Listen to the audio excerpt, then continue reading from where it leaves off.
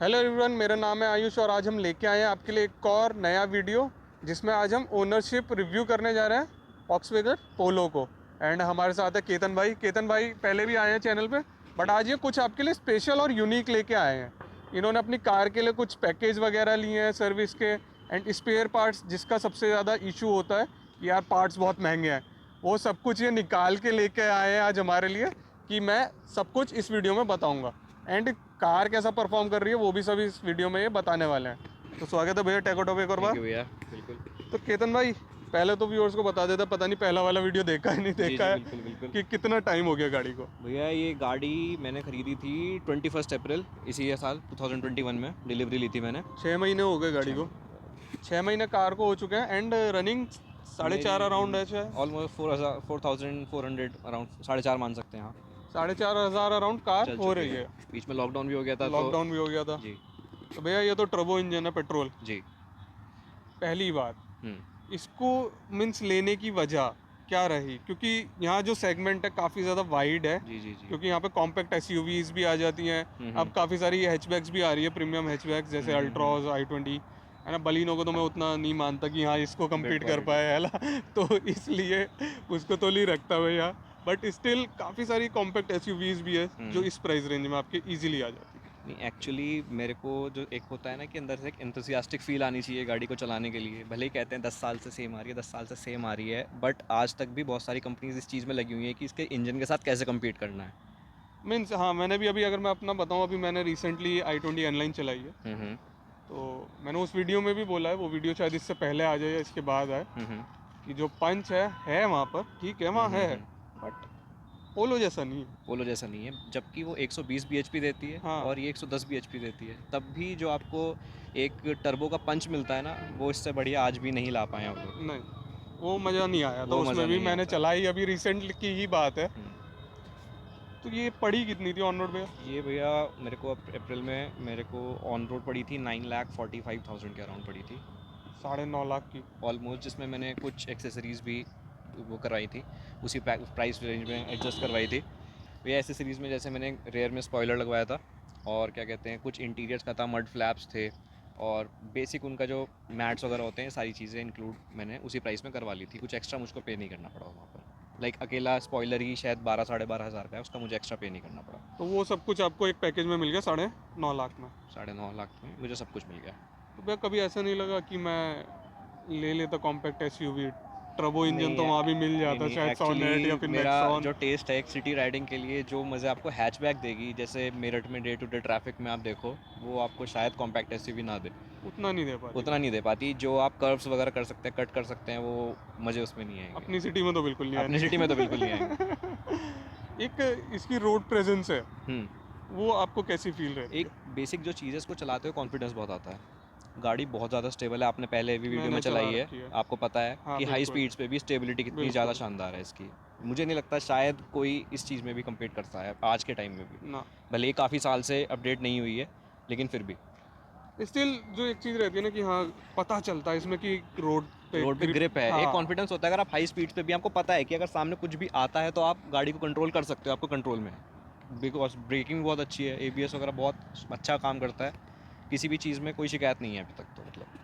तो भैया इसमें सारे एडवांटेजेस हैं आपके पास, कुछ अगर एक आधा कुछ छोटे छोटे हैं, जैसे रियर व्यू मिरर का जो साइज़ है वो थोड़ा सा ब्रॉड छोटा हो है। सकता था, मतलब। हाँ, बड़ा ठीक कर है, सकते हो अगर उसको। आपको आदत पड़ जाए एक टाइम के बाद चलाते हुए तो।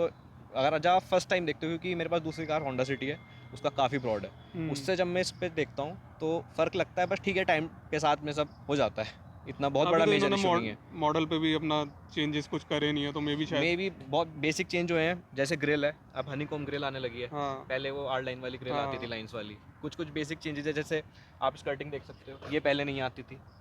रेयर बम्पर पे एयर डिफ्यूज़र, वो पहले नहीं आता था। वो सारे कॉस्मेटिक चेंजेस आए हैं, प्लस इसकी ग्राउंड क्लियरेंस भी थोड़ी सी करी गई है, बढ़ाई इम्प्रूव गई है। बढ़ाई गई है। वो तो बिल्कुल इसमें नीट थी, क्योंकि काफ़ी ज़्यादा बिल्कुल काफ़ी नीची ज़्यादा कार है। नीची थी, और इंडियन रोड्स के हिसाब से आपको पता ही है, बहुत ज़्यादा। बहुत ज़्यादा गड्ढे वगैरह है, सारी चीज़ें बहुत ज़्यादा लग जाती है नीचे बहुत से ज़्यादा। गाड़ी। बिल्कुल। एक और मेरे को जो लगता है, पर्सनली लगता है मेरे को, तो कह रही है हम्म। स्पेसिंग का इशू। देखो स्पेस मैं मानता हूँ, रेयर सीट में स्पेस कम है, बट मेजर चीज़ क्या है, अभी आप मेरी हाइट देखो, मेरी ऑलमोस्ट 6.5 ऐसी मेरी हाइट है, ऑलमोस्ट मेरे घर में भी सब इसी एवरेज हाइट के हैं, तो हमारे साथ इतना इशू नहीं होता उस चीज़ को लेकर। हाँ, लेकिन अगर उससे ऊपर हाइट जाएगी, जैसे 5'10", 5'11", 6 फीट का बंदा अगर अपनी सीटिंग पोजीशन के हिसाब से इसको सेट करता, पीछे कोई बंदा बैठता, तो हाँ सीटिंग इशू है बैक सीट में। तो बैक सीट में वो थोड़ा बैक सा सीट में इस सीटिंग बूट इशू में है। भी आ जाता है वो थोड़ा स्पेसिंग का, बूट की ठीक है क्योंकि साइज थोड़ी कम है। गहरी है, अच्छा गहरी इस है। चीज़ से आप थोड़ा कंपनसेट कर दो। तो हाँ, वैसे आप देखोगे तो दूसरी गाड़ी के i20 हो गई, बाकी जितनी गाड़ी है उनसे थोड़ा कंपेयर करोगे तो साइज़ कम है, साइज कम है इसका। थोड़ा कम है, लेकिन वैसे थोड़ी गहरी है तो ठीक है। अगर आपको बहुत ज़्यादा सामान रखना है तो मैं कहता हूँ हाँ, उस हिसाब से कम है। उनके अकॉर्डिंग तो इसकी लेंथ एंड विड्थ वगैरह भी सब कुछ हाँ, ऑलमोस्ट व्हील कम ही बेस है। वगैरह भी। कम ही है। तो भैया इसके जो मेजर पॉजिटिव्स आपको लगता है, क्योंकि इसमें मेरे को भी कुछ ज़्यादा नेगेटिव कार में दिखता नहीं है कि हाँ ये क्योंकि चीज़ इसका जो नेगेटिव है, सबसे बड़ा पॉजिटिव है आप कहोगे जिसलिए कार आज भी चल रही है, वो वो इसका इंजन है। इंजन है। उसको भले ही आप 10 साल पुरानी 15 साल पुरानी कार बोल दो, उसको आज भी कोई कम्पीट नहीं कर पाया। भाई इंजन की पावर है 110 पीएस की हाँ एंड जी। टॉर्क प्रोड्यूस करता है 175 न्यूटन मीटर्स का। जी, और ये टर्बो इंजन है हमारे टर्बो पास। इंजन है बिल्कुल। इसमें नॉर्मल इंजन भी आता है शायद। एमपीआई इंजन आता है, वो हाँ टीएसआई में नहीं आता, TSI फिर में नहीं वो आता। एमपीआई आता है। और एमपीआई इंजन की पावर कम है बट वो माइलेज भी कम निकालता है। अच्छा माइलेज भी कम देता है वो तब भी? नेचुरली एस्पिरेटेड है, हाँ। लेकिन वो माइलेज भी नहीं देता। ये टर्बो चार्ज है लेकिन उससे माइलेज ज़्यादा देता है। तो ये आपको माइलेज कितना दे देता होगा देखो, अगर इन आप city and in on city में हाईवे? बताता हूँ आपको, बेसिक मेजर जो चीज़ है, आप अगर हाईवे पे जा रहे हो, आपने एक बार क्रूज़ कंट्रोल, तो मैं कहूँगा आप चाहे नेचुरल एस्पिरेटेड चला रहे हो चाहे आप टर्बो चार्ज चला रहे हो, आप बेस्ट चीज़ फीचर दिया है आज का कंपनी ने, उसको यूज़ करो, कोई भी गाड़ी माइलेज देगी। मैं ट्राई करता हूँ क्योंकि इसके जो टर्बो एक्टिवेट होता है 2000 आरपीएम के ऊपर होता है। हाँ बिल्कुल। एक बार स्पीड पकड़ने के बाद, जो स्पीड पकड़ ली कार ने, आप डाउन लाओ उससे, उतने आरपीएम पे चलाओ जिसमें उसका टर्बो एक्टिव नहीं है, आपको बहुत वो माइलेज देगा। मेरे को 22+ दिया है इसने, 22 मेरे पास प्लस? प्रूफ है। अरे भाई इतना तो i20 ने नहीं अगर दिया। मेरे पास 24 25 अगर वो एमआईडी दिखा रहा है, आप ये भी करो चलो वो माल फंक्शन है, वो नहीं सही दिखा रहा, 20+ तो फिर भी दे रहा है। 20 प्लस तो फिर भी इतना होगा। ज़्यादा लैग तो नहीं होता ना किसी नहीं भी चीज़ इतना में, लैग नहीं 20+ फिर भी दे रहा है। होगा। एक ही बार दिया है मेरे को, अगर देखूँ ना कि हाँ 23 दिया था अभी भी जब मैं MID आपके ने। पास आया हूँ तो 24 पॉइंट समथिंग पे आया हूँ, शायद अभी भी 22 23 मतलब ये तो आप सिटी में से निकल के आए तब भी? बाईपास पे ही है। अबे और अगर मैं थोड़ा पंच लेके किसी दिन ये है कि लाइक पूरा प्रॉपर एंथुसियास्टिक फील के साथ आपको बहुत ज़्यादा भी खींचनी है, तो हाँ सिटी में ट्रैफिक जैसी जगह में आपको 14 14.5 का मिलेगा। फिर भी सही है माइलेज, वो तो माइलेज ठीक है। बाकी तो माइलेज अपना ड्राइविंग स्टाइल पे डिपेंड ड्राइविंग करता है। स्टाइल पर डिपेंड करता है बिल्कुल। जितने आप ज़्यादा प्यार से चलाओगे, जितना अच्छे से चलाओगे, उतना ज़्यादा अच्छा माइलेज आपको मिलेगा। वो आपके हाथ में, आप कितना माइलेज उससे निकाल सकते हो गाड़ी से, केवल इसी के साथ नहीं, किसी भी गाड़ी के साथ। तो यही है अपना भी, हम जैसे चलाते हैं तो भाई उसमें मिल जाता है, अदरवाइज सबकी कंप्लेन यही रहती है माइलेज नहीं मिलता। माइलेज नहीं मिलता। तो भाई तरीका होता है चलाने का, उससे चलाओगे तो देगी गाड़ी और है आजकल कोई तो सी प्यार भी। से चलाना भी पड़ता है, पेट्रोल के प्राइसेस भी बहुत ज़्यादा बहुत बढ़ा ज़्यादा दिया बढ़ा दिए गवर्नमेंट ने। ऑल दो भी थोड़े से कम करे हैं, पर इतने यही नहीं। एक बहुत पॉजिटिव पॉइंट है कि अगर आप टर्बो चार्ज इंजन के साथ में आप उसको एंथुसियास्ट फील के साथ भी चला सकते हो, वो भागेगी भी उतना अच्छा, और अगर आप अच्छे से चलाओगे तो वो आपको माइलेज भी उतना अच्छा देगी। अच्छा फिर आपका रिकमेंडेशन क्या रहेगा कि बंदे किसके ले जाएं, कि नेचुरल एस्पिरेटेड के ले देखो जाएं भैया, या फिर वो अपनी टर्बो के अपनी ले फील जाएं? होती है। एक आपका होता है ना कि आपको एक गाड़ी के अंदर एक इनिशियली पंच चाहिए, जो टॉर्क की नीड होती है ना, कि आपको आपकी गाड़ी एकदम उठनी चाहिए, आपको फील है कि हाँ भगानी है, और उसमें भी आपको एक कॉन्फिडेंस चाहिए, तो आपको ज़रूर टर्बो पे जाना चाहिए। मेरे हिसाब से भी इसका टर्बो चूज़ करो, क्योंकि बिल्कुल इसमें क्या है आपको नहीं भगानी, आप 2000 से नीचे चलाओगे आपको माइलेज देगी। माइलेज देगी। और आपका कभी मन है कि क्योंकि आज अगर आप यार एक्सप्रेस भगाते वेज हैं। वगैरह पे और हाईवे पे चला रहे हो तो बेस्ट चीज़ है आप उसको 2000 आरपीएम से नीचे रखो। आजकल तो हर जगह स्पीड लिमिट्स हैं, बिल्कुल। है ना। 100 तक भी चलाओगे, 80 तक भी चलाओगे, 2000 से नीचे आरपीएम रहेगा। क्रूज़ कंट्रोल यूज़ करो, अच्छे से माइलेज निकालो। वही वही चीज़ है कि आपको अगर कभी पावर की ज़रूरत है तो आपके पास टर्बो है इंजन है, कब भगा नहीं है भगा लो भाई। बिल्कुल। और कौन पंच भगा सकता पंच है आपको साथ पता ही है में? कैसे हाँ, पंच देती है। कौन भगा सकता है साथ में बता दो। बिल्कुल। बल्कि अभी इसके आजकल मैं देख रहा हूँ एक वीडियो भी बहुत वायरल हो रही है इनलाइन के साथ में। अच्छा मैंने अभी वो देख नहीं पा रहे, टाइम नहीं बिल्कुल मैं आपको सेंड करूँगा, आप बिल्कुल उसको दिखाइएगा, ट्राई करना, वीडियो में भी दिखाओ। है। वीडियो में तो नहीं दिखा पाएंगे, कॉपीराइट ज़रूर मार देगा कोई जिसका वीडियो होगा, तो वीडियो में नहीं दिखा पाएंगे। वो मैं आपको शेयर कर सकता हूँ, मेरे पास पिक्स हैं उसकी, माइलेज जो मैंने अभी तक हाईएस्ट निकाले हैं, आप वो शेयर कर सकते हो ऑडियंस के साथ में, जिससे उनको एक आइडिया मिले कि हाँ कितने लिमिट तक ये आपको दे सकती है। वो मैं बिल्कुल स्क्रीन पर डाल दूंगा, बिल्कुल। आपको वो स्क्रीन पर देखने को मिल जाएगा। बिल्कुल। तो भैया अब जो हमने स्टार्ट में कहा था कि आप इसके लिए कुछ पैकेजेस निकाल के लाए जी भैया, जी हैं, भैया। स्पेयर पार्ट्स का भी आप निकाल जी के लेके भैया। आए हैं, तो आप थोड़ा सा व्यूअर्स को बता दीजिए, क्योंकि सबसे पहले ना जब हम गाड़ी लेने जाते हैं उसका कोई भी सोचता है तो सर्विस का जी। एंड स्पेयर पार्ट्स का, कि ये दो चीज़ देखिए, बहुत महंगी है। मेजर तो आप ये दो ब्रांड्स, स्कोडा, वॉक्सवैगन, इन लोगों की कहते ही हैं कि लाइक सर्विस बहुत महंगी है, स्पेयर पार्ट्स बहुत महंगे हैं। मतलब इस चीज़ में भी ठीक है, मानता हूँ कि like quality comes with price, है ना। बट जैसे आप कहते हो नॉर्मली कि 10,000 सर्विस होती है, 15,000 सर्विस होती है, तो उसके लिए इन्होंने बहुत अच्छे पैकेज निकाले हैं, स्कॉडा ने भी, फोक्सवैगन ने भी। अलग अलग कार्स पे अलग अलग प्राइसेस वैरी करते हैं। मैं आपको पोलो TSI जो मेरा मॉडल है उसका बताता हूँ। उसका मैंने सर्विस वैल्यू पैकेज बाई किया 33,000 rupees. Service value package. Service value package SVP।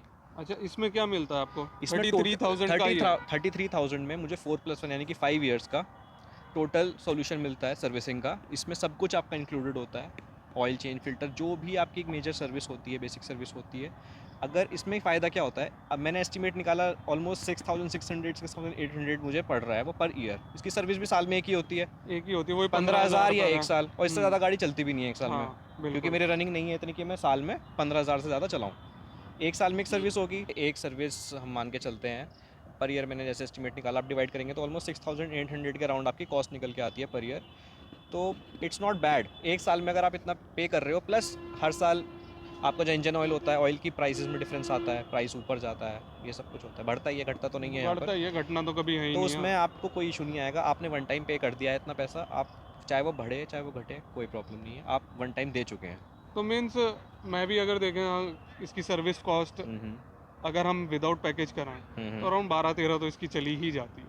वो जब पुराने डीजल इंजन TDI आती थी उस टाइम पर आती थी, उस टाइम पर जाती थी। हाँ, अब काफ़ी इंप्रूवमेंट इन्होंने करा है अपनी सर्विस में भी, शायद अंडर 10 भी हो जाती हो, बट वही डिपेंड करता है कि प्राइसेस चेंज होते रहते हैं जैसे जैसे स्पेयर पार्ट्स होते हैं और तो कुछ आपका ना कुछ ऑयल तो होता आपको है। फ़ायदा मिलेगा ही अगर आप बिल्कुल लोगे। मिलेगा, बिल्कुल तो मिलेगा। आपके कम से कम 3-4 हज़ार रुपये तो बच ही जाएंगे। ईजीली पर ईयर आप बचवा सकते हो आराम से। तो ये हम कभी भी ले सकते हैं या फिर ये जब आपकी फर्स्ट परचेज सर्विस करते से हैं? पहले होना चाहिए। अब फर्स्ट सर्विस फर्स्ट से सर्विस पहले। हो गई होगी तो शायद नहीं मिलता, मुझे एग्जैक्टली नहीं है, बट मेरे जैसी बात हुई थी शोरूम में तो उन्होंने मुझे यही कहा था कि अगर आपकी फर्स्ट सर्विस नहीं हुई है तो यू कैन बाय। तो मेरी नहीं हुई अभी तक, एक साल हुआ नहीं गाड़ी को लिए हुए, तो मैंने अगस्त में बाय कर लिया था। तो भैया एक और चीज़ थी कि आप स्पेयर पार्ट्स का निकाल जी के लाए भैया। थे पूरी जी लिस्टिंग जी जी। कि इसके स्पेयर पार्ट्स की कितनी प्राइसिंग रहती देखो, है। मैं कुछ मेजर आपको बता देता हूँ जो कि वेंटो और पोलो ऑलमोस्ट दोनों के लिए ही सिमिलर यूज़ होते हैं, क्योंकि पहले जो ये पार्ट्स होते थे सब बाहर से बनकर आते थे, इंडिया में मैन्युफैक्चरिंग नहीं होती थी, तो इसके प्राइस हमें बहुत ज़्यादा पे करने पड़ते थे।